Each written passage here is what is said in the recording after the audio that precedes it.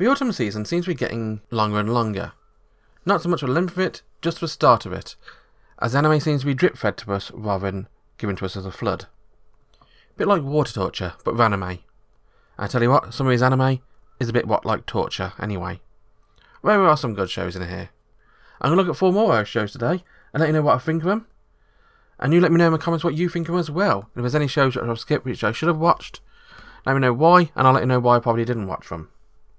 Because this is a 2021 autumn anime preview from a different perspective.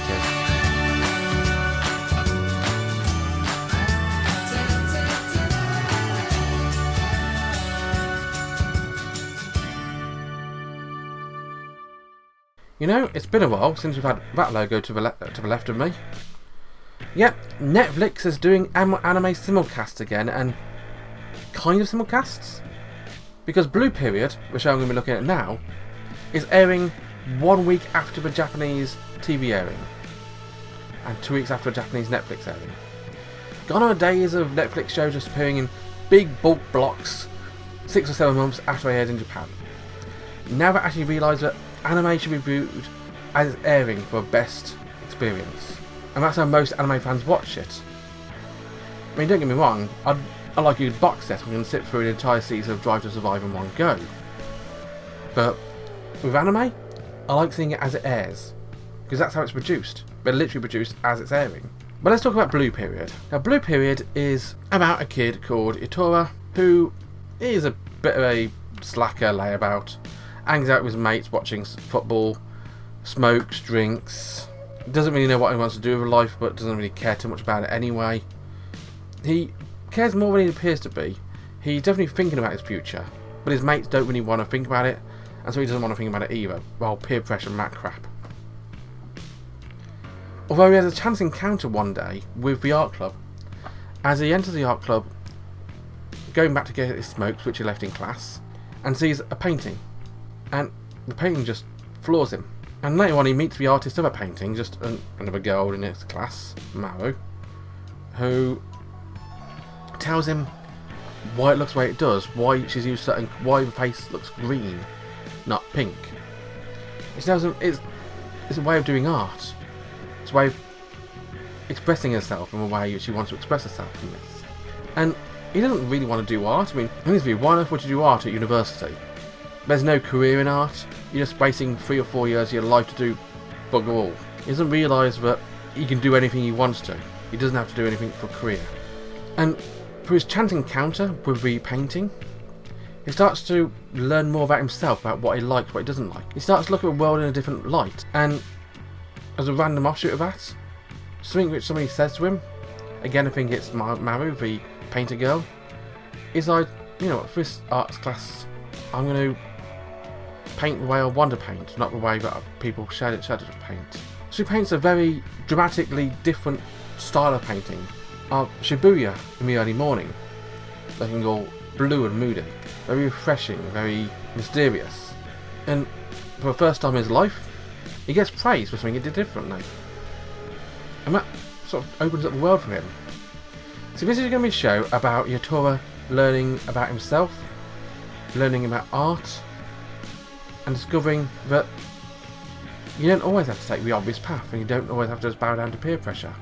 There's clearly going to be some fight back from his friends, wondering why the heck is he going to do that on his own. There's going to be some conflict there. And of course he knows somebody in that class as well, a cute thing with long blonde hair. Now, she definitely looks like a girl to me, but he refers to his friend as Ryuji, and it's sort of implied that Ryuji is a he, but definitely presents himself as a she. So you know what? I'm going to say Ryuji's a girl, regardless of whether or not he's a she or not. And the anime doesn't really play into that at all.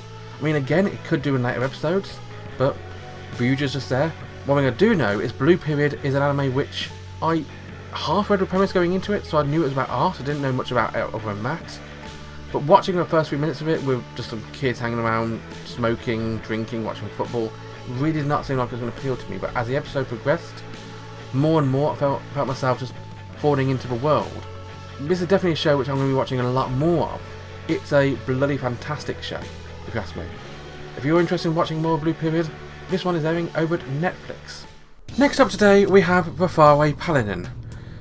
An isekai series which is set in, to be honest, we're not sure where it's set in. All we really see is a tomb of some gods and a bunch of undead caring for a baby this episode. The baby we can see grow up into a young lad throughout the course of the episode, as this is most definitely a reborn isekai anime. Of course, the main thing which makes this one different is our main character Will is raised in the new world by a trio of undead. You got Mary, the mummy, you got Blood, the skeleton warrior, and we got Gus, the ghostly spectre who teaches him magic. And Will doesn't really care that he's being raised by undead, he doesn't understand why, but he's being raised by undead. And really, this is just an introduction to the character Will and his undead parents at this point.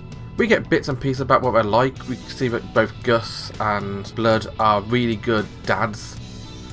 One teaches him magic, one teaches him swordplay, and together they teach him the arts of combat and survival. And then you got Mary, who is a mummy who hurts herself daily by praying to a god, getting him his daily bread. Literally, daily bread. Now, there's a lot to be interested about with the Faraway Paladin. It's not a terrible show, but it doesn't really tell you much about anything. We get the idea behind the world, that there's magic and swordplay, but not much else beyond that. We don't know why Will got reincarnated as a baby. Was he hit by a truck? Did he just die of natural causes? Who knows, we're not told. It reminds me a bit of Overlord in that it just throws you straight into the other world with undead, and unlike Overlord, it isn't what a show I would immediately recommend to anyone. I mean, it's an okay show, there's nothing bad about it. There's just not really much about it at all so far. If you are interested in watching this, you can find it airing over at Crunchyroll. Do you remember a few years ago when every other anime season had about 10 or 20 different card game adaptations? Those are days when things like Card Fight Vanguard started getting promoted, and Recross, which, again, Recross is a decent show. Well, this time we got a new one, and we're still spewing them out. Welcome to the world of Build Divide, number 0000000 Code Black. Why we got so many zeros in the title, I have no idea. Clearly is nothing main character is anyway. He doesn't really say much in the episode either. He just runs away, has his pastry squashed by some thugs, gets a new pastry brought to him, and is thrown into a random card game with a cute girl called Sakura. Our main character Toto is a blank slate. Probably because he's got amnesia, running away from a battle he'd lost, and having to re-enter into a ring as a card duelist. And this is your standard card type affair. It reminds a lot of every single Japanese card game other than Yu-Gi-Oh! On the market, where you use your cards for life points. If you lose all your cards, you have a duel with random tricks and levelling up and attacking monsters in the resting position. Not taps, you can't call them tap positions. Wizard of the Coast will try and sue you if you say that. There does appear to be a plot in the background about this weird organisation controlling the duel, sending out flying robots everywhere to watch the duels and to put up huge holographic projections around them. Yeah, this is basically Yu-Gi-Oh! Duelist City with a rule set of Duelist Kingdom. It looks to me like we've got to get enough victory chips in order to fight the big bad, which is straight from Yu-Gi-Oh! And the 3D auto-generated environments straight from other series of Yu-Gi-Oh! Let's be honest, if you're going to steal from a show, you're going to steal from one of the best shows. And Yu-Gi-Oh! Definitely did a lot of the card game anime tricks before any of the other card game anime even existed. But that doesn't mean that Code Divide, or Code Black, or Build Divide, or whatever it's called, is any good. It's a competent card-based anime, but it's only a card-based anime. I don't really recommend this one. It's not terrible. It's just dull. And if you've got an interest in a card game, avoid it. You can find it airing both at Funimation and Crunchyroll. And finally today, we have a classic. A new series of a classic. It's Lupin. If you know what Lupin III is, you know what this is. It's Lupin III. It's Arsène Lupin, Daisuke Jigen, Fujiko Mine, Goemon Ishikawa, all trying to run away from Zenigata while doing crime. I'm not really going into too much detail about this because this is exactly Lupin you expect it to be. It's Lupin animated for modern age, it's up-to-date animation, crisp, fresh, With the jokes, the action, the comedy is all what you expect from Lupin the Third. Of course, the tech is what's new. I mean, the police have plastic guns, they fight with drones shooting alcohol dissolvable goo at them to prevent them from escaping. This is definitely a modern age Lupin the Third. This is Lupin the Third Part 6, by the way. And like, I think Part 5 was it, when the last one which aired? One with the hacker girl, can't remember full details. It is classic Lupin in modern tech, which is a fun combination because you get to see him in different situations and how they react to those situations. In fact, the way that Jigen reacted to the plastic guns was hilarious. I mean, he was given a plastic gun to shoot and he refused to do so because he's not shooting this bloody toy, it's just a plastic thing. We're all back, all as sharp shooting and swift cutting as ever. Fujiko with her stunning looks, Lupin with his cutting remarks. Of course, Zenigata being the cop, being a good guy cop.